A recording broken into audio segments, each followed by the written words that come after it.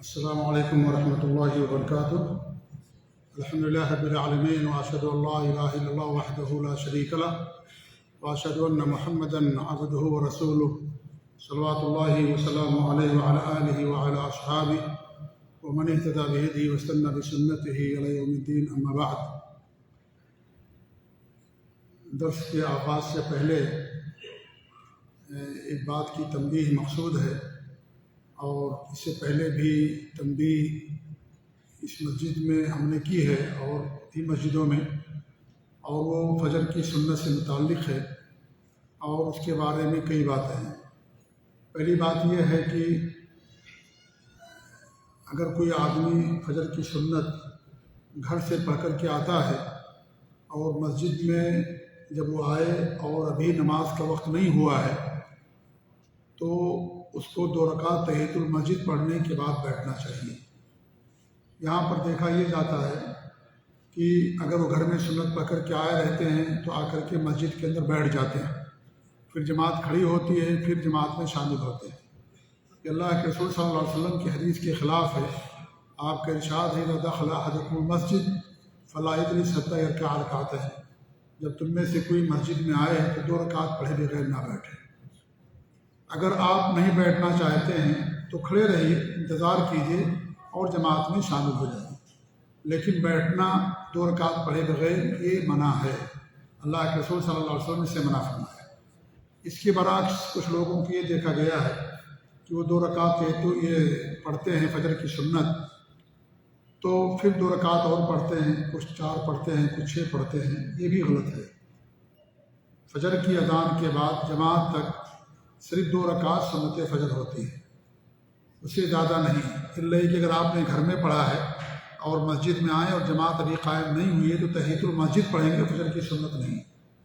لیکن اگر آپ مسجد میں آئے اور 2 رکعت آپ نے فجر کی سنت پڑھ لی ہے تو تحیۃ المسجد بھی وہی ہے اور فجر کی سنت بھی وہی ہے، کیونکہ دونوں کا حکم وہی ہے۔ الگ سے 2 رکعت سنت پڑھنا تحیۃ المسجد، پھر فجر کی 2 رکعت سنت پڑھنا، پھر اس کے بعد 2 رکعت نفل پڑھنا، یا صرف 4 ہی رکعت پڑھنا، یہ صحیح نہیں ہے۔ 2 رکعت صرف ہے بس۔ وہ 2 رکعت تحیۃ المسجد بھی ہوگی اور ساتھ ہی ساتھ وہ سنت کی فجر کی سنت بھی ہوگی۔ امام ترمذی رحمۃ اللہ علیہ نے باقاعدہ باب باندھا ہے کہ فجر کی اذان کے بعد صرف 2 رکعت سنت ہے بس، اس سے زیادہ نہیں ہے فجر کی سنت۔ تو کچھ لوگ 4 رکعت پڑھتے ہیں، تو یہ غلط ہے۔ آپ 2 رکعت پڑھ کر بیٹھیں، انتظار کریں، درود شریف پڑھیں، قرآن کی تلاوت کریں، ذکر و اذکار کریں، لیکن مزید اور پڑھنا 2 رکعت سے زیادہ، یہ اللہ کے رسول صلی اللہ علیہ وسلم کی سنت کے خلاف ہے۔ تیسری بات جو بہت کامن ہے، بہت عام ہے، وہ یہ ہے کہ جماعت کھڑی ہونے کے بعد بھی کچھ لوگ ہمارے بھائی سنت پڑھتے رہتے ہیں یا سنت کو کی شروعات کرتے ہیں۔ غلط ہے۔ جماعت قائم ہو جائے تو انسان کو جماعت میں شامل ہونا ضروری ہے، واجب ہے۔ اللہ کے رسول صلی اللہ علیہ وسلم کی حدیث ہے، اذا اقیمت الصلاۃ فلا صلاۃ الا المکتوبہ، جب فرض نماز کے لیے اقامت کہہ دی جائے، جماعت کھڑی ہو جائے تو فرض نماز کے علاوہ کوئی دوسری نماز نہیں ہوتی۔ فرض نماز کا درجہ اونچا ہے، آپ فرض نماز میں شامل ہو جائیے، اس کے بعد الگ سے سنت پڑھنا غلط ہے۔ آپ چاہیں تو فجر کی نماز کے فوری بعد 2 رکعت سنت پڑھ سکتے ہیں، اور چاہیں تو سورج نکلنے کے بعد پڑھیں، دونوں آپ کو اختیار ہے۔ لیکن جماعت قائم ہو جانے کے بعد الگ سے 2 رکعت سنت پڑھنا، مسجد میں آنے کے بعد جماعت میں شامل نہ ہونا، یہ قطعاً صحیح نہیں ہے۔ ہمارے نبی صلی اللہ علیہ وسلم کی تعلیمات اور آپ کی سنت کے خلاف ہے۔ آپ باقاعدہ، آپ کی صاف روایت ہے صحیح مسلم کی کہ اذا اقیمت الصلاۃ فلا صلاۃ، کوئی نماز ہوتی ہی نہیں ہے فرض نماز کے علاوہ۔ جو جماعت ہو رہی ہے، امام نماز پڑھا رہا ہے، ہم خود سوچیں کہ جماعت ہے، یہ فرض نماز ہے، اس کا درجہ اونچا ہے جماعت کا اور فرض نماز کا، سنت کا درجہ اس سے نیچے ہے۔ اس لیے جماعت کھڑی ہونے کے بعد الگ سے سنت پڑھنا یہ قطعاً صحیح نہیں۔ آئیے اب درس میں کی شروعات کرتے ہیں۔ اس سے پہلے ہماری گفتگو ہجرت کے بعد جو مدینہ کے حالات تھے، اور پھر مدینہ کے اندر آپ نے جو معاہدے کیے لوگوں سے اور قوموں سے، ان تمام چیزوں کا ذکر آپ لوگوں کے سامنے کیا گیا تھا۔ آج یا مدینہ پہنچنے کے بعد آپ کے جو کچھ اعمال تھے، جو کام آپ نے کیا، وہ کام جو مشہور اور بڑے بڑے کام تھے وہ آپ لوگوں کے سامنے سے پہلے ہم نے بیان کیا۔ آج کے درس میں ہم یہ بیان کریں گے کہ اللہ رب العالمین نے آپ صلی اللہ علیہ وسلم کو جنگ کی اجازت دی، کیونکہ مکے کے اندر جنگ کی اجازت نہیں تھی۔ مکے کے اندر مسلمانوں کے پاس طاقت نہیں تھی، قوت نہیں تھی، وہ چھپ چھپ کر کے اسلام قبول کرتے تھے، اسلام پر عمل کرتے تھے۔ لیکن جب مدینہ پہنچے ان کی ایک طاقت بنی، ایک قیادت ابھری، تو اللہ رب العالمین نے ان کی جان کی حفاظت کے لیے اور اسلام کی نشر و اشاعت کے لیے، کیونکہ جنگ کا مقصد خون بہانا نہیں ہے، بلکہ جنگ کا مقصد جو رکاوٹیں ہیں اسلام کی دعوت پہنچنے میں، ان رکاوٹوں کو دور کرنا یہ ہے، خون بہانا مقصد نہیں ہے۔ اس لیے آپ دیکھیں گے کہ آپ صلی اللہ علیہ وسلم نے تقریباً 25 یا 28 جنگیں ہوئیں، اور ان پوری جنگوں میں جو مسلمان شہید ہوئے یا جو غیر مسلم کفار مارے گئے ان کی تعداد آپ دیکھیں گے تو بہت معمولی تعداد۔ ایک قول کے مطابق جو مسلمان شہید ہوئے ان کی تعداد پوری کی پوری 183 ہے 10 سالہ دور میں، اور ایک دوسری روایت یہ ہے کہ 262 لوگ شہید ہوئے 10 سال کے عرصے میں۔ جہاں تک مشرکین کی بات ہے تو ایک قول کے مطابق 803 مشرکین مارے گئے، اور دوسرے قول کے مطابق 1022۔ 10 سال کے عرصے میں آپ دیکھیں گے تو یہ تعداد بہت معمولی ہے۔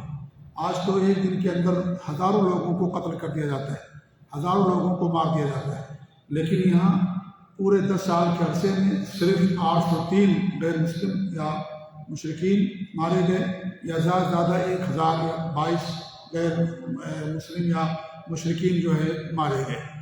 تو جنگ کا مقصد قتل کرنا نہیں، خون بہانا نہیں ہے۔ جنگ کی اجازت اس لیے دی گئی ہے کہ دین کی توحید کی آواز پہنچنے کے لیے جو رکاوٹیں ہیں ان رکاوٹوں کو دور کرنا، یہ اصل مقصد ہے۔ اس مقصد کے لیے جنگ کو مشروع قرار دیا گیا ہے۔ بہرحال اللہ کے رسول صلی اللہ علیہ وسلم اور آپ کے صحابہ جب مدینہ پہنچے اور مدینہ میں ان کو امن حاصل ہوا، سکون حاصل ہوا، تو جو قریش تھے وہ غضبناک ہو گئے اور انہیں بہت غصہ آیا کہ یہاں مسلمان تو در در کی ٹھوکریں کھا رہے تھے، مظلوم تھے، ہم ظلم کرتے تھے، ستاتے تھے، اب وہ امن و چین اور سکون کی زندگی گزار رہے ہیں، تو یہ چیز ان کو اچھی نہیں لگی۔ اس لیے انہوں نے مدینہ کے مسلمانوں کو دھمکیاں دینا شروع کیا۔ یہی نہیں بلکہ عبداللہ بن ابی بن سلول جو منافقوں کا سردار تھا اور جسے مدینہ کی ریاست ملنے والی تھی، مدینہ کا جو بادشاہ بننے والا تھا سمجھ لیجیے، اس کے پاس انہوں نے خط لکھا، اور خط میں 2 ٹوک لفظوں میں یہ بات انہوں نے لکھی مکہ کے مشرکوں نے، قریش نے خاص طور سے، کہ تم سب مل کر کے مسلمانوں سے وہاں لڑائی کرو اور ان کو وہاں سے بھگا دو۔ اگر تم ایسا نہیں کرو گے تو ہم لوگ آ کر کے تمہارے نوجوانوں کو قتل کر دیں گے اور عورتوں کو قیدی بنا لیں گے۔ یہ قریش نے دھمکی دی، کیونکہ قریش کی بہت بڑی طاقت تھی، اور مشرکین کو جو عبداللہ بن ابی بن سلول اور جو یہودی تھے ان کے پاس انہوں نے اس طرح کا خط لکھا۔ اس کے لیے انہوں نے سازش بھی کی، تیاری بھی کرنا شروع کی، لیکن ہمارے نبی صلی اللہ علیہ وسلم کو جب معلوم ہوا تو آپ نے ان لوگوں کو سمجھایا اور کہا کہ دیکھیے، مدینے کی حفاظت ہم سب کی ذمہ داری ہے اور ہم سب کا معاہدہ ہوا ہے، اور وہ لوگ آئیں گے اور اگر آپ ان کا ساتھ دیں گے تو اس طریقے سے جو امن و امان وہ ختم ہو جائے گا۔ لہذا مدینے کی حفاظت آپ کی بھی ذمہ داری، ہم سب کی ذمہ داری، اور وہ لوگ یہاں سے پھر چلے جائیں گے، اس کے بعد آپ لوگوں کا کیا ہوگا۔ آپ نے بڑی حکمت کے ساتھ ان کو ساری باتیں سمجھائی، تو سارے لوگ بکھر گئے اور اس طریقے سے فتنہ جو ہے کم ہو گیا۔ قریش نے مہاجرین کو بھی دھمکیاں دینا شروع کیا، صحابہ کرام کو، اللہ کے رسول صلی اللہ علیہ وسلم کو، کہ تم یہ نہ سمجھنا کہ تم ہم سے بچ کر کے نکل گئے ہو تو تمہارا ہم کچھ نہیں کریں گے، بلکہ ہم تمہارا صفایا کریں گے اور ہم تم سے قتال کریں گے اور وہاں تم کو چین سے رہنے نہیں دیں گے۔ جب یہ دھمکیاں ملنا شروع ہوئی تو مسلمانوں نے احتیاط برتنا شروع کیا اور پہرے کرتے تھے، رات بھر ہتھیاروں کے ساتھ سوتے تھے۔ ان پرخطر حالات میں اللہ رب العالمین نے قتال کی اجازت دی، جنگ کی اجازت دی۔ پہلے اجازت تھی، بعد میں واجب کیا گیا۔ اجازت اللہ رب العالمین کی آیت کریمہ سے لوگوں کو ملی کہ اذن الذین یقاتلون بانہم ظلموا وان اللہ علی نصرہم لقدیر، کہ جن کو مظلومانہ طور پر قتل کیا جا رہا ہے، مارا جا رہا ہے، ان لوگوں کو اجازت دے دی جا رہی ہے کہ وہ بھی اپنی جان کی حفاظت کے لیے جنگ کریں۔ اور اللہ تعالیٰ ان کی مدد پر قادر ہے۔ بعد میں جب حالات اور خراب ہوئے اور قریش کی طرف سے دھمکیاں آنا اور زیادہ شروع ہو گئیں اور جو مسلمانوں کے جانور تھے ان پر قبضہ کرنا، ان کو بھگا لے جانا، اس طریقے سے اور جب حالات خراب ہوئے تو اللہ رب العالمین نے مسلمانوں پر جنگ کو فرض کر دیا، واجب کر دیا، اور اس کے لیے آیت کریمہ اتاری سورہ بقرہ کے اندر اللہ کے ارشاد وَقَاتِلُوا فِي سَبِيلِ اللَّهِ الَّذِينَ يُقَاتِلُونَكُمْ وَلَا تَعْتَدُوا إِنَّ اللَّهَ لَا يُحِبُّ الْمُعْتَدِينَ۔ اللہ کی راہ میں تم قتال کرو، جنگ کرو ان لوگوں سے جو تم سے جنگ کرتے ہیں، لیکن ظلم نہ کرنا، زیادتی نہ کرنا۔ ان اللہ لا يحب المعتدین، اللہ تعالیٰ ظلم اور زیادتی کرنے والوں کو پسند نہیں کرتا ہے۔ اس آیت کریمہ میں اللہ رب العالمین نے حکم دیا قاتلو، قتال کرو، تو تمام صحابہ کو اللہ رب العالمین نے حکم دیا کہ تم اپنی جان کی حفاظت کے لیے اللہ کی راہ میں اٹھ کھڑے ہو اور اس طریقے سے دین کے لیے اٹھ کھڑے ہو اور ان سے جنگ کرو۔ جب یہ آیت کریمہ نازل ہوئی تو اللہ کے رسول صلی اللہ علیہ وسلم نے مدینہ کے راستوں پر جو عمومی راستے سے ان پر بھی، اور خاص طور سے جو مکہ کے راستے تھے ان پر آپ خصوصی نظر رکھنے کے لیے فوجی دستوں کے بھیجنے کا انتظام کیا، یعنی باقاعدہ لوگ تیار کیے جاتے تھے اور راستوں کی حفاظت کے لیے باقاعدہ ان کو بھیجا جاتا تھا، اور اس کا 3 بڑا مقصد ہوتا تھا۔ پہلا مقصد تو یہ ہوتا تھا کہ جو دشمن ہیں، خاص طور سے جو مکہ کے قریش جن کی دھمکیاں بار بار آ رہی ہیں، ان کی نقل و حرکت پر نظر رکھنا کہ وہ کیا کر رہے ہیں، کیا سازش کر رہے ہیں، ان کی نقل و حرکت پر نظر رکھنے کے لیے آپ نے فوجی دستوں کو بھیجنا شروع کیا۔ دوسرا جو مقصد تھا کہ آس پاس کے جو قبائل تھے ان کے ساتھ دوستی اور تعاون کا ہاتھ بڑھانا اور ان سے جنگ نہ کرنے کا معاہدہ کرنا، کیونکہ ظاہر بات ہے اتنی طاقت تو نہیں تھی کہ سب کے ساتھ ایک ساتھ جنگ کر سکتے تھے، اس لیے جو سب سے بڑے دشمن تھے قریش، جو بار بار دھمکیاں دیتے تھے اور وہاں کے لوگوں کو بھارتے تھے کہ مسلمانوں کو وہاں سے بھگا دو، تو ان سے زیادہ خطرہ تھا۔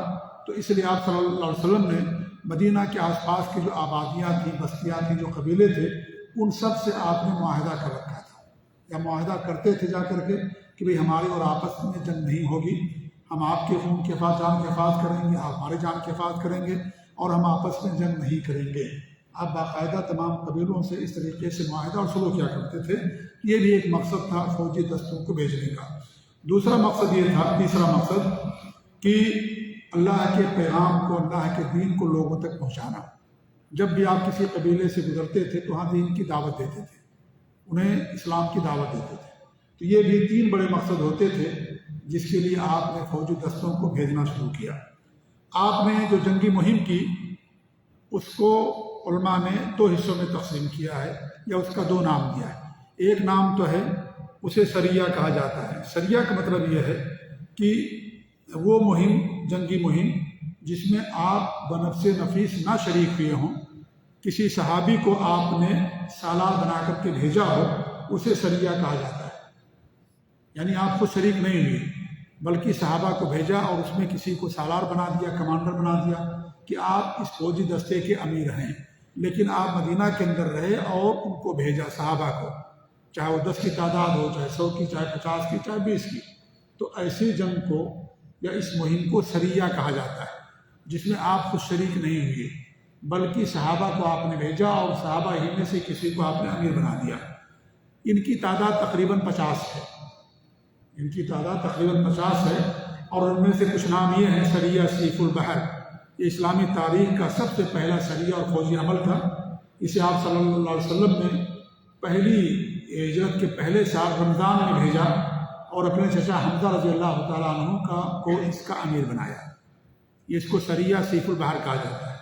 ایسے سریہ رابغ ایک شہر آج بھی ہے، اس کی طرف بھیجا گیا۔ سریہ خرار، سریہ نخلہ، سریہ زید بن حارثہ، سریہ علی بن ابی طالب، تقریباً 50 سرایہ ہیں جس میں آپ نے صحابہ کرام کو راستوں کی حفاظت کے لیے اور قریش کی نقل و حرکت پر نظر رکھنے کے لیے، اسلام کی دعوت کے لیے آپ نے 50 سرایہ دیا۔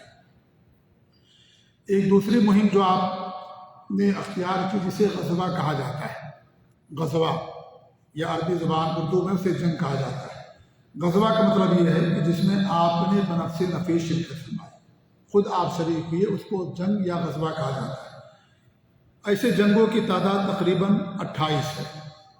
صحیح بخاری کے اندر 19 کا ذکر آتا ہے، لیکن اس کا مطلب یہ نہیں ہے کہ صرف 19 ہی ہوئی، بلکہ وہاں پر علماء نے بیان کیا ہے کہ امام بخاری رحمۃ اللہ علیہ نے ان جنگوں کے بارے میں بیان کیا جو مشہور جنگیں ہیں، مشہور جنگیں، ورنہ پوری جنگوں کی تعداد 28 ہے، لیکن مشہور اس میں سے 19، اور اس میں بھی تقریباً 9-10 ہی ہیں جس میں جنگ ہوئی اور قتال ہوا، ورنہ بہت سارے غزوات اور جنگوں کے اندر قتال بھی نہیں ہوا، کسی کا خون بھی نہیں بہا، آپ گئے واپس چلے آئے اور کوئی بھیڑ ہی نہیں ہوئی، جنگ ہی نہیں ہوئی۔ تو 19 جنگیں جو امام بخاری رحمۃ اللہ نے بیان کی ہیں یہ وہ جنگیں ہیں جو مشہور ہیں، کیونکہ اور یہ وہ جنگ جو کسی صحابی نے بیان کیا، ہر صحابی ہر جنگ میں شریک نہیں ہوتے تھے، جیسے ہر صحابی کو ہر حدیث نہیں معلوم ہوتی تھی، اور اسی طریقے سے ہر صحابی ہر جنگ میں شریک نہیں ہوئے، بعض صحابہ ایسے ہیں جو اکثر میں شریک ہوئے، بعض کچھ کم میں شریک ہوئے، تو جو صحابہ جن میں شریک ہوئے انہوں نے اس کو بیان کیا، تو انہوں نے 19 میں شرکت کی تو 19 کا ذکر کیا، ورنہ 28 جنگیں یا غزوات میں اللہ کے رسول صلی اللہ علیہ وسلم کی طرف سے کیا نام ہے جیسا کہ علماء نے بیان کیا ہے، لیکن صرف 9 یا 10 کے اندر قتال ہوا، خون بہا، ورنہ اور جنگوں کے اندر خون یا جنگ کی نوبت پیش نہیں آئی۔ سب سے پہلا غزوہ یا فوجی مہم جس میں آپ نے بنفس نفیس شرکت کی وہ غزوہ ابوا ہے۔ ابوا آپ لوگ جانتے ہوں گے، ابوا وہ جگہ ہے جہاں پر آپ کی والدہ کو دفن کیا گیا ہے۔ جب آپ کی والدہ سے پہلے میں نے بتایا تھا، جب آپ کیا نام ہے آپ کی والدہ، جب آپ ہمارے نبی صلی اللہ علیہ وسلم کی عمر 6 سال تھی تو ان کی والدہ آپ کو لے کر کے مدینہ آئی تھی، اور مدینہ ہمارے نبی کا ننیال تھا، ددیال مکہ میں تھا، ننیال مدینہ کے اندر تھا، اور عبداللہ جو آپ کے والد تھے ان کی خبر مدینہ کے اندر تھی، یہ جو شام سے زیارت سے واپس آ رہے تھے تو ان کو بخار ہو گیا مدینہ کے اندر، تو وہیں ان کی وفات ہو گئی تھی، تو اور ان کو وہیں دفن کیا گیا۔ تو آپ کی والدہ جو آمنہ، یہ آپ کو جب آپ کی عمر 6 سال کی تھی تو مدینہ گئی تھی، اور پھر اس کے بعد جب واپس ہو رہی تھی مدینہ سے تو ابوا ایک جگہ ہے جو مکہ کے قریب پڑتا ہے، تو وہاں ان کی وفات ہو گئی تھی۔ تو جو سب سے پہلی جنگی مہم آپ نے کی وہ اسی علاقے میں، اس لیے اس کو غزوہ ابوا کا نام دیا جاتا ہے۔ یہ ماہ صفر سن 2 ہجری کے اندر پیش آیا۔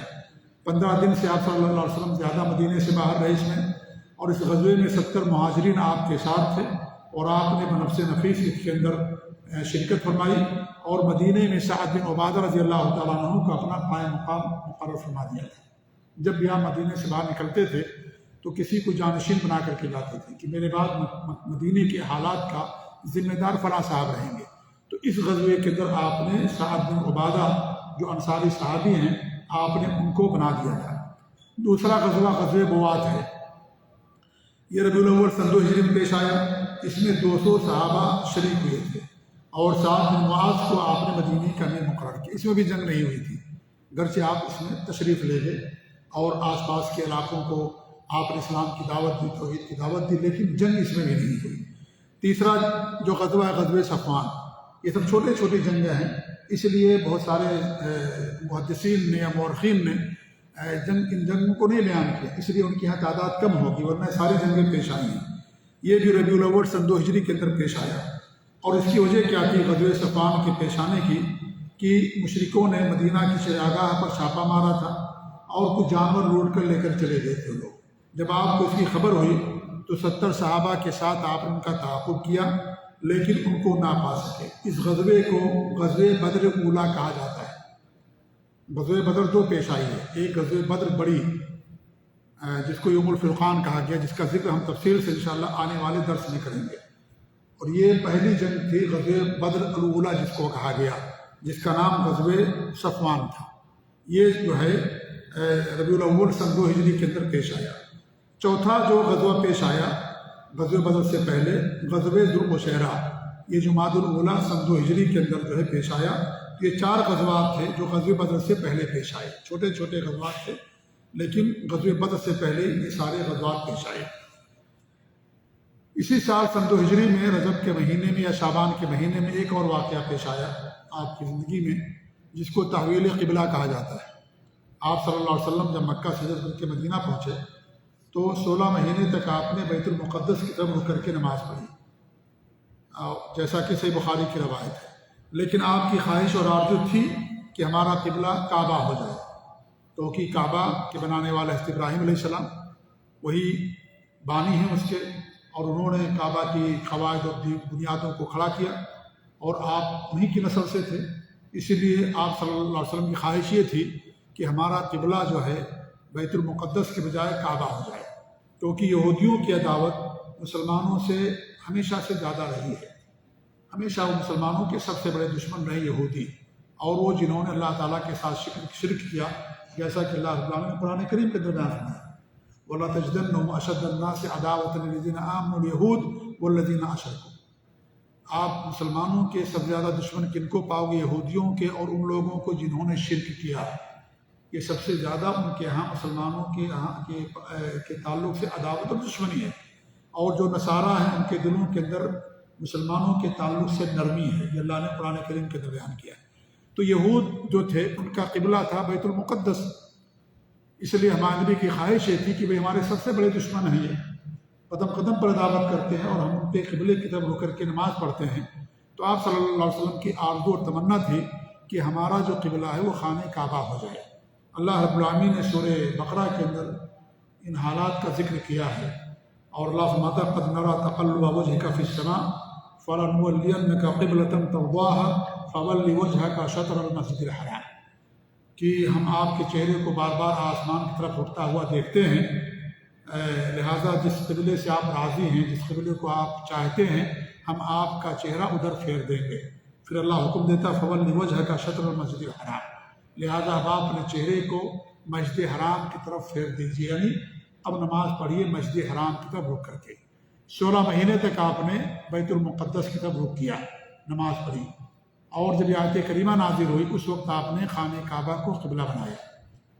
خانہ کعبہ جب ہمارا قبلہ بنا یا قبلہ جب تحویل ہوا، یہ ظہر کے وقت میں، ظہر کے وقت میں آپ نے پہلی نماز ظہر کی مدینے کے اندر پڑھی خانہ کعبہ کی طرف رخ کر کے، اور اس وقت ظاہر بات ہے میڈیا نہیں تھا اور خبر فوراً نہیں پہنچ پاتی تھی، تو آپ جانتے ہیں کہ مدینے کے اندر مسجد، اس کو مسجد القبلتین کہا جاتا ہے، وہاں پر جب اطلاع پہنچی تو عصر کی نماز کا وقت ہو گیا تھا اور وہ لوگ عصر کی نماز پڑھ رہے تھے، تو عصر کی نماز ہی کے اندر ایک آدمی نے، ایک صحابی نے خبر دیا کہ ہم نے اللہ کے رسول صلی اللہ علیہ وسلم کے ساتھ ظہر کی نماز پڑھی خانہ کعبہ کی طرف رخ کر کے، لہذا ہمارا قبلہ خانہ کعبہ ہو گیا۔ تو نماز ہی کے اندر انہوں نے اپنا قبلہ بدل لیا، کیونکہ قبلہ شرط ہے نماز کی صحت کے لیے۔ اگر انسان قبلے کی طرف رخ کرنے کی بجائے کسی اور کی طرف رخ کر کے نماز پڑھ لے گا، اس کی نماز نہیں ہوگی، اس کو نماز دہرانا پڑے گا۔ تو جب ان کو اطلاع ملی کہ اب ہمارا قبلہ خانہ کعبہ ہو گیا ہے، اگرچہ کچھ نماز کا حصہ ہو گیا تھا لیکن ضروری ہے اس کی طرف رخ کر کے نماز پڑھنا۔ جیسے ہم مان لیجیے نماز پڑھ رہے ہیں سہارا میدان میں کہیں پر، اور ہم قبلے کی طرف ہمارا رخ نہیں ہے، کسی نے آ کر کے ہم کو بتایا کہ بھئی آپ کا قبلہ ادھر نہیں ادھر ہے، تو ہم کو نماز ہی کے اندر بدل لینا ضروری ہے، یہ نہیں کہ ہم بعد میں کر لیں گے، نہیں، نماز ہی کے اندر ہمارے چہرے کو پھیرنا ضروری ہے۔ تو صحابہ کرام نماز ہی کے اندر انہوں نے اپنے قبلے کو بدل لیا، اس لیے اس مسجد کو مسجد القبلتین کہا جاتا ہے۔ اور مسجد القبلتین اس وجہ سے نہیں کہ وہاں پر دو قبلے کی طرف نمازیں پڑھی گئی، بلکہ مدینے کی ہر مسجد میں دو قبلوں کی طرف نماز پڑھی گئی تھی، چونکہ وہاں پر ایک ہی نماز میں قبلہ چینج کیا گیا، اس لیے اس کو قبلتین کہا جاتا ہے، یعنی ایک ہی نماز میں دو قبلے کی طرف رخ کر کے نماز پڑھا گیا۔ ورنہ مسجد نبوی میں آپ صلی اللہ علیہ وسلم خانہ کعبہ کے بجائے بیت المقدس کی طرف رخ کر کے نماز پڑھتے تھے، قباء میں بھی لوگ خانہ کعبہ کے بجائے بیت المقدس کی طرف رخ کر کے نماز پڑھتے تھے، لیکن قبلتین جو کہا جاتا ہے کہ ایک ہی نماز دو قبلے کی طرف پڑھی گئی، اس لیے اس کو قبلتین کہا جاتا ہے۔ شروع کا حصہ چونکہ ان کو معلوم نہیں تھا، اس لیے وہ بھی صحیح، جب معلوم ہو گیا تو انہوں نے اپنا قبلہ چینج کر دیا، تو اس کو مسجد القبلتین کہا جاتا ہے۔ قباء میں جب خبر پہنچی تو فجر کی نماز کا وقت ہو گیا تھا، فجر کی نماز انہوں نے بیت اللہ کی طرف رخ کر کے نماز پڑھی۔ حالانکہ قبلہ کب بدلا ہمارا؟ ظہر ہی نہیں بدل گیا، لیکن ظہر، عصر، مغرب، عشاء چاروں نمازیں قباء والوں نے بیت المقدس کی طرف رخ کر کے پڑھا۔ کیوں؟ اس لیے کہ ان کے پاس علم نہیں تھا، خبر نہیں پہنچی تھی۔ تو اگر کسی کو خبر نہ ملے، کسی چیز کی اطلاع نہ ہو، علم نہ ہو، تو اللہ کیا معذور ہوتا ہے، اس کے پاس عذر ہے۔ لیکن علم ہو جانے کے بعد اس پر عمل کرنا ضروری ہوتا ہے۔ اس لیے آپ دیکھیے صحابہ کرام نے نہیں کہا کہ بھائی 2 رکعت پڑھ لیے، 2 رکعت چلو یہ بھی پڑھ لیتے ہیں بعد میں پھر کر لیں گے، نہیں، نماز ہی کے اندر انہوں نے اپنا قبلہ بدل لیا۔ شراب حرام ہوئی، اسی وقت شراب پینا چھوڑ دیا، طے کر کے نکال دیا اپنی زبان سے، منہ سے، جو بھی شراب پی رکھی تھی۔ مدینے کے اندر سارے گھڑوں کو انہوں نے جو ہے توڑ دیا، اور مدینے میں ایسی شراب بہنے لگی جیسے بارش کا پانی بہتا تھا، کیونکہ وہ شراب پیتے تھے، اور یعنی شراب ان کی فطرت میں داخل تھی، سمجھ لیجیے گویا کہ مشرکین کے، اور ہر محفل میں ہر جگہ شراب ہی شراب چلتی تھی۔ لیکن جب حرمت آ گئی، خلاص جن کے پاس پہنچا، اطلاع پہنچی کہ شراب حرام، انہوں نے اپنے منہ سے گلاس پھینک دیا، اور جو پی لیا قے کر دیا، انگلی ڈال کر کے قے کر دیا انہوں نے۔ یہ مسلمان ہمارا یہ شعار ہونا چاہیے، لیکن ہمارے پاس یہ چیز نہیں ہے کہ ہم بیان کرتے ہیں لیکن یہ چیز ہمارے پاس نہیں پائی جاتی۔ کتنا حکم ہمیں ملتا ہے، کتنا ہمیں علم ہوتا ہے، لیکن اس پر عمل نہیں کرتے۔ جی ہاں، بہرحال تو یہ واقعہ بھی سن 2 ہجری کے اندر رجب کے مہینے میں بہت سارے اکثر مفسرین نے اور مورخین نے، حافظ ابن حجر نے بھی اسی کو راجح قرار دیا ہے کہ رجب کی 15 تاریخ یا رجب کے آدھا رجب کے بعد یہ واقعہ پیش آیا، اور کچھ علماء نے یہ بیان کیا کہ شعبان کے مہینے میں یہ واقعہ پیش آیا۔ یہ جو تحویل قبلہ کا جو مسئلہ ہوا، یہ بہت بڑا مسئلہ تھا، اور اس کے اندر جب یہ واقعہ پیش آیا تو بہت سارے مسلمان جو تھے جن کے دلوں کے اندر ایمان زیادہ پیوست اور مضبوط نہیں ہوا تھا، وہ سب کے سب دین سے پھر گئے، اور اس طریقے سے مشرکین بھی مذاق اڑانے لگے، یہودی بھی مذاق اڑانے لگی، کون سا دین ہے، کبھی ادھر نماز تو کبھی ادھر نماز۔ لیکن یہ اللہ رب العالمین کی طرف سے ایک حکمت تھی اور ایک آزمائش تھی کہ کون دین اسلام پر باقی رہتا ہے۔ اسی لیے آزمائشیں کی جاتی ہیں ایمان جانچنے کے لیے۔ تھوڑی سی پریشانی آتی ہے، ہم کیا کرتے ہیں، پریشان ہو جاتے ہیں، اور یعنی غیظ و غضب کے اندر آ جاتے ہیں، اور کچھ لوگ دین اسلام کو گالی بھی دینا شروع کر دیتے ہیں، دین اسلام کے خلاف باتیں شروع کر دیتے۔ نہیں، یہ اللہ تعالیٰ کی طرف سے آزمائش ہوتی ہے کہ کون بندہ اسلام پر قائم رہتا ہے، اللہ کے حکم پر قائم رہتا ہے، کون نہیں رہتا۔ تو اصل دین وہی ہوتا ہے کہ انسان پریشانی میں قائم رہے۔ اگر خوشحالی ہے انسان اس پر رہے تو یہ اس میں اس کی تعریف نہیں ہوتی ہے۔ پریشانی اور مصیبت میں انسان اگر اس پر قائم رہتا ہے تو یہ قابل ذکر چیز ہوتی ہے، اور یہ اصل ایمان ہوتا ہے۔ تو اللہ رب العالمین نے آزمائش کی، کیونکہ یہ بڑا مسئلہ تھا، اور جو منافقین تھے وہ بھی ظاہر ہو گئے، اور جن کے دلوں میں ایمان پیوست نہیں تھا وہ بھی ظاہر ہو گئے، جو مسلمانوں کی صفوں میں آ کر کے گھس گئے تھے اور اس طریقے سے عائشہ مسلمانوں کے خلاف کرتے تھے، اس سے یہ چیز ظاہر ہوگی۔ دوسری جو بڑی حکمت ہے جو علامہ صفی الرحمان مبارک پوری رحمۃ اللہ علیہ بیان کیا، بہت عظیم بات بیان کی ہے، اور انہوں نے یہ بیان کیا ہے کہ اس میں اس بات کی طرف اشارہ تھا کہ ایک نیا دور شروع ہونے والا ہے، اور اب جزیرۃ العرب کی قیادت مسلمانوں کے ہاتھوں میں آنے والی ہے، اور مکہ جہاں خانہ کعبہ ہے وہ بھی مسلمانوں کے زیر نگی آنے والا ہے، وہ بھی مسلمانوں کے قبضے میں آنے والا ہے۔ کیونکہ یہ بڑی عجیب بات ہوگی کہ مسلمان جس قبلے کی طرف رخ کر کے نماز پڑھیں، وہ قبلہ مسلمانوں کے قبضے میں نہ ہو، وہ مشرکین کے قبضے میں ہو۔ ایسا کیسے ہو سکتا ہے؟ لہذا وہ قبلہ، وہ خانہ کعبہ اور وہ مکہ، وہ مسلمانوں کے زیر نگی آنے والا ہے، مسلمانوں کا اس پر قبضہ کنٹرول ہونے والا ہے۔ اس میں اس بات کی طرف واضح اشارہ تھا کہ اب خانہ کعبہ بھی مسلمانوں کے انڈر میں آئے گا، اور مسلمان مکے کو فتح کریں گے، اور اسلام دین کے اندر غالب ہوگا۔ جس مکے سے مسلمانوں کو نکالا گیا وہی مکہ کے لوگ مسلمان ہوں گے، اور مکہ مسلمانوں کے کنٹرول میں آئے گا۔ ورنہ ہم کعبہ کی طرف رک کر کے نماز پڑھیں، کعبہ پر مسلمانوں کا کنٹرول ہی نہ ہو، دشمنوں کے قبضے میں ہو، ایسا نہیں ہو سکتا۔ اس لیے اس بات کی طرف بھی گویا کہ اشارہ کر دیا گیا کہ خانہ کعبہ یا مکہ مسلمانوں کے کنٹرول میں آنے والا ہے۔ اور یہ بہت بڑی بات بیان کی ہے امام یا حافظ کیا نام علامہ صفی الرحمان مبارک پوری رحمۃ اللہ علیہ، جن کی کتاب الرحیق المختوم ہے، اور انہی کی کتاب کا اکثر حصہ میں آپ لوگوں کے سامنے پڑھتا ہوں، اور اسی سے میں زیادہ تیاری کرتا ہوں، کیونکہ بہت معتمد کتاب ہے وہ، اور وہ کتاب ہر گھر کے اندر ہونی چاہیے۔ اس سے پہلے میں نے بیان کیا ہے، بہت عظیم کتاب ہے، اول پوزیشن اس کتاب کو ملی ہے الرحیق المختوم کو۔ سیرت پر اس سے بہتر کتاب اردو زبان کے اندر نہیں لکھی گئی ہے، اصل وہ عربی میں ہے، لیکن اس کا اردو، انگلش، ہندی ہر بڑی زبانوں میں ترجمہ کیا گیا ہے۔ لہذا وہ کتاب ہمارے اندر ہونی چاہیے۔ پوری دنیا کے اندر عالم اسلام میں سب سے پہلی پوزیشن اسی کتاب کو ملی تھی، جب یہاں رابطہ العالم اسلامی نے سعودی عرب کے اللہ کے رسول کی سیرت پر جو ہے عالمی مقابلہ، انعامی مقابلہ منعقد کیا تھا۔ تو اکثر باتیں میری اسی کتاب سے رہتی ہیں، تیسری بات یہ کہ مسلمانوں کی ایک شناخت ہے، لہذا مسلمانوں کا قبلہ بھی الگ ہونا چاہیے۔ یہ نہیں کہ یہودیوں کا قبلہ ہمارے پاس ہو، کسی اور کا ہو، اس لیے اللہ رب العالمین نے ہمارا جو قبلہ ہے وہ خانہ کعبہ کی طرف کیا۔ ایسے ہی یہ بھی ہمیں درس ملتا ہے کہ کوئی حکم ہمیں پہنچے فوراً اس کے اوپر عمل کرنا چاہیے، یہ نہیں کہ ہم بعد میں کریں گے۔ نماز فرض ہو کہ نماز پڑھنا ہے، حج فرض ہو کہ حج کرنا ہے، روزہ فرض ہو گیا کرنا، یہ نہیں کہ بھئی چلو اگلے سال سے نماز پڑھیں گے یا اگلے فجر سے پڑھیں گے، رمضان کے بعد پڑھیں گے، یہ نہیں۔ نماز فرض ہو کہ فوراً پڑھنا ہے، اس میں تاخیر کرنا جائز نہیں۔ حج فرض ہو کہ فوراً آپ کو حج کرنا ہے، اللہ کہ اگر کوئی رکاوٹ ہے الگ مسئلہ ہے، تو جو چیز فرض ہو جاتی ہے اس کو انسان کو فوراً کرنا پڑتا ہے۔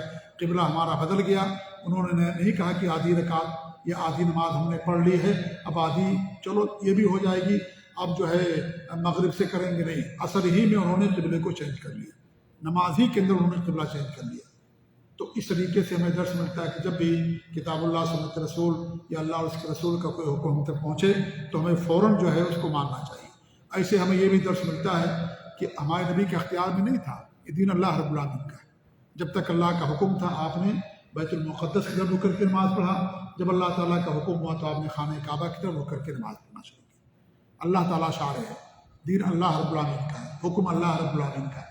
آپ اپنی طرف سے کچھ نہیں کہتے، تو وہی کہتے جو اللہ رب العالمین کی طرف سے حکم آتا تھا۔ اللہ کا حکم آ گیا، اب آپ نے اس کو لوگوں کے سامنے بیان کیا، اس پر عمل کرنا شروع کر دیا۔ تو آپ اللہ کے بندے تھے، اللہ کے رسول تھے، اللہ کی طرف سے آپ کے پاس پیغام آتا تھا، آپ اس پیغام کو لوگوں تک پہنچایا کرتے تھے۔ یہ دین اللہ رب العالمین کا ہے اور اللہ کے احکام آپ پر نازل ہوتے تھے، آپ لوگوں تک پہنچاتے تھے۔ ایسے ہمیں یہ بھی درس ملتا ہے کہ اگر کسی ایک کی طرف سے بھی ہمیں کوئی خبر ملے، آپ کو ہمیں مان لینا چاہیے، اسے خبر واحد کہا جاتا ہے۔ اصل میں ایک شوشہ چھوڑا گیا ہے، وہ شوشہ یہ ہے کہ اگر کوئی حدیث ہم تک پہنچے، اس کی روایت کرنے والے اگر بہت زیادہ ہوں گے تب ہم اس حدیث کو لیں گے، ورنہ نہیں لیں گے۔ اگر متواتر ہے، بہت زیادہ صحابہ روایت کرنے والے ہیں تب لیں گے، ورنہ نہیں لیں گے۔ یہ جو فلسفی ہیں، متکلمین ہیں اور معتزلہ لوگ تھے، ان لوگوں نے اس طرح کی باتیں کہی، یا جو ان سے متاثر تھے انہوں نے ایسی باتیں کہی کہ اگر ایک آدمی کی طرف سے خبر آئے گی، حدیث آئے گی تو نہیں قبول کیا جائے گا، خاص طور سے عقیدے کے اندر۔ تو ان کا کہنا سراسر باطل ہے۔ کیوں؟ اس لیے کہ آپ ایک ہی کو بھیجتے تھے، نماز کے اندر اطلاع دینے والے ایک صحابی تھے، اور یہ کوئی چھوٹا موٹا مسئلہ نہیں، بہت بڑا مسئلہ تھا۔ نماز میں قبلے کے بدلنے کا مسئلہ بہت بڑا مسئلہ تھا۔ ایک صحابی کی خبر پہنچی، نماز میں انہوں نے اپنا قبلہ چینج کر لیا۔ آپ صلی اللہ علیہ وسلم دین کی تبلیغ کے لیے ایک کو بھیجا کرتے تھے۔ حضرت معاذ بن جبل کو آپ نے یمن بھیجا، ان کے ساتھ لاؤ لشکر نہیں بھیجا، اکیلے جاتے دین کی تبلیغ کرنے کے لیے۔ اللہ رب العالمین نے دین کو ایک فرشتے کے ذریعے سے نازل کیا، جبریل امین کے ذریعے سے۔ اللہ نے ایک نبی بھیجا صلی اللہ علیہ وسلم کو آخری نبی بنا کر کے۔ تو ایسا نہیں ہے کہ کیا نام ہے، اگر ایک کی طرف سے حدیث پہنچے گی یا ایک صحابی روایت کرنے والے ہوں گے تو ہم اس کو نہیں لیں گے، اور بہت زیادہ روایت کرنے والے ہوں گے تب ہم اس کو لیں گے۔ یہ بے بنیاد باتیں ہیں، یہ سب غلط باتیں ہیں۔ اگر حدیث صحیح ہے، معتمد ہے، ایسی صورت میں اس کو لیا جائے گا، اس کے اوپر عمل کیا جائے گا، چاہے اس کا تعلق عبادات سے ہو، چاہے اس کا تعلق عقیدے سے ہو۔ آپ دیکھیں کہ اکثر حدیثیں عقیدے کی وہ کیا ہیں، ایک ہی آدمی سے مروی ہیں، ایک ہی صحابی روایت کرنے والا، ایک ہی صحابی روایت کرنے والا، زیادہ روایت کرنے والے نہیں ہیں۔ تو کیا ہم اس وجہ سے کہ ایک صحابی ہے ان کی بات کو چھوڑ دیں گے؟ نہیں، وہ معتبر ہے ہمارے لیے، اس پر عمل کیا جائے گا۔ دین کا اکثر حصہ ہم تک ایک صحابی کے ذریعے ہی سے پہنچا ہے۔ انما الاعمال بالنیات بہت مشہور حدیث ہے، سب سے پہلی حدیث حضرت امام بخاری نے صحیح بخاری کے اندر بیان کیا، اس کے روایت کرنے والے صرف ایک صحابی ہیں، حضرت عمر رضی اللہ تعالیٰ عنہ۔ تو کیا اس حدیث کو ہم چھوڑ دیں گے؟ نہیں، لیا جائے گا۔ صحیح شرط صرف یہ ہے کہ وہ حدیث صحیح ہو، وہ حدیث ضعیف یا موضوع غلط نہ ہو۔ اگر صحیح ہے، ایک صحابی ہے، اس حدیث کو لیا جائے گا، چاہے اس کا تعلق عقیدے سے ہو، چاہے اس کا تعلق معاملات سے ہو یا عبادات سے ہو یا آخرت سے ہو یا غیبیات سے ہو، کسی بھی چیز کا تعلق اس کو لیا جائے گا۔ ایک بات اور معلوم ہوتی ہے، اور اسی طرح اپنی بات ختم کر دیں گے ہم، وہ یہ کہ اللہ تعالیٰ عرش پر ہے، اللہ تعالیٰ ہر جگہ نہیں ہے۔ جزاک اللہ خیر۔ اللہ تعالیٰ کہاں؟ عرش پر۔ ہمارے نبی آسمان کی طرف اپنی نگاہ اٹھاتے تھے، اپنی نگاہ کہاں اٹھاتے تھے؟ آسمان کی طرف۔ اللہ نے کیا فرمایا؟ قد نری تقلب وجهك في السماء، آسمان کی طرف جو آپ نگاہ اٹھاتے ہیں ہم اس کو دیکھ رہے ہیں۔ تو آپ آسمان کی طرف اٹھاتے تھے، آپ کی امید ہوتی تھی کہ اللہ تعالیٰ آسمان سے اوپر سے حکم نافذ کرے گا، اور یہ ہر انسان کی فطرت ہے۔ کہ اللہ تعالیٰ عرش پر ہے، الرحمن علی العرش استویٰ، اللہ تعالیٰ کی ذات عرش پر ہے۔ 5 آیتیں ہیں، 7 آیتیں ہیں، اللہ نے صاف فرمایا کہ اللہ رب العالمین کی ذات کہاں ہے؟ عرش پر ہے۔ اور ہر انسان کی فطرت یہ کہتی ہے سبحان ربی الاعلیٰ، اعلیٰ، بارش اوپر سے ہوتی ہے، حضرت جبریل امین اوپر سے آتے تھے، اوپر سے قرآن اللہ تعالیٰ نے فرماتا تھا، آپ کو معراج کرائے گی، آپ اوپر گئے، آسمانوں کی آپ نے سیر کی۔ اللہ تعالیٰ اگر ہر جگہ ہوتا تو آپ کو آسمان کی طرف جانے کی ضرورت نہیں تھی۔ اور یہ عقیدہ بدقسمتی کی بات ہے کہ بہت سارے مسلمانوں کے اندر پایا جاتا ہے۔ آپ ان سے پوچھیے اللہ کہاں ہے، کہیں کہ اللہ تعالیٰ ہر جگہ ہے، نعوذ باللہ من ذالک، اللہ ہر جگہ نہیں ہے۔ اللہ تعالیٰ کی ذات عرش پر ہے، اس کا علم ہر جگہ ہے، اس کی قدرت سے کوئی چیز خالی نہیں ہے، اس کے علم سے کوئی چیز خالی نہیں، لیکن اس کی ذات عرش پر ہے۔ یہ سورج ہے، اس کی سورج اوپر ہوتا ہے لیکن اس کی روشنی ہر جگہ ہوتی ہے۔ سورج ایک ہی ہے اور ہر جگہ سورج نہیں ہوتا ہے، اوپر ہے سورج، لیکن اس کی روشنی دنیا کے چپے چپے کے اندر پائی جاتی ہے۔ یہ مثال سمجھانے کے لیے اللہ کے لیے اونچی مثال ہے، بلند مثال ہے۔ تو اللہ تعالیٰ کی ذات اوپر ہے لیکن اس کے علم سے کوئی چیز خالی نہیں۔ وَقَدْ أَحَاطَ بِكُلِّ شَيْءٍ عِلْمًا، اللہ ہر چیز کو اپنے علم سے گھیرے میں لیے ہوئے ہے۔ اللہ کو سب کچھ معلوم ہے، کتنے لوگ بیٹھے ہیں، کون درس دے رہا ہے، کون سن رہا ہے، کون حرکت کر رہا ہے، کون آنکھ کھلا رہا ہے، کون کیا، سب کا اللہ کو معلوم ہے۔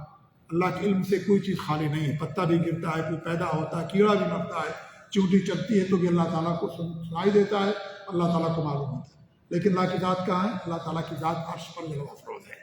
ہمارے نبی کے پاس ایک لونڈی لائی تھی، آپ نے پوچھا کہاں اللہ؟ تو آپ اس نے کہا کہ اللہ تعالیٰ عرش پر ہے، اوپر ہے۔ پوچھا میں کون ہوں؟ کہا کہ آپ اللہ کے نبی اور رسول ہیں۔ ہمارے نبی نے فرمایا کہ عاتقہ فإنہا مؤمنہ، صحیح مسلم کی روایت، اسے آزاد کر تو مومن ہے۔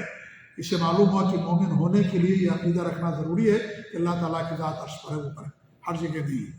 یہ کفر کا عقیدہ ہے، شرکی عقیدہ ہے کہ اللہ تعالیٰ ہر جگہ ہے، نعوذ باللہ من ذالک، اللہ تعالیٰ ہر جگہ نہیں ہے، اللہ کی ذات عرش پر ہے۔